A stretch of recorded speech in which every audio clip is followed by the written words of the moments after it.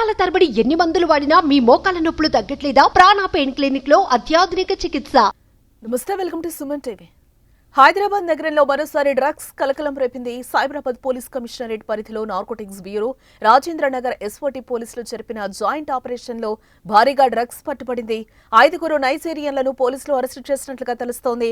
వీరి నుంచి 200 గ్రాముల కొకైన్ ను పోలీసులు స్వాధీనం చేసుకున్నారు ఇప్పటికే.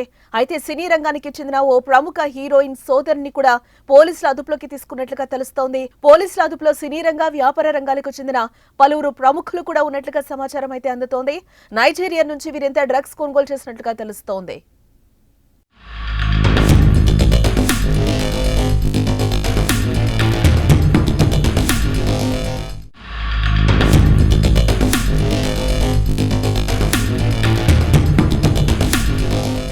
డ్రగ్స్ పై ప్రభుత్వం ఉక్కుపాదం మోపుతున్నామన్నా, ఎన్ని విధాలుగా సోదాలు చేస్తున్నా ఎక్కడో ఓ చోట డ్రగ్స్ లింక్స్ లు కదులుతూనే ఉన్నాయి.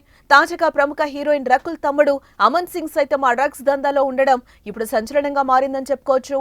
అయితే అమన్ సింగ్ డ్రగ్స్ సేవిస్తూ పోలీసులకు పట్టుబడినట్లుగా తెలుస్తోంది. అమన్ సింగ్ తో పాటు కొందరు ప్రముఖులు ఉన్నట్లుగా సమాచారం. ఈ కేసులో వారితో పాటు 4 నైజీరియన్లను కూడా అదుపులోకి తీసుకున్న పోలీసులు దర్యాప్తు చేస్తున్నట్లుగా తెలుస్తోంది.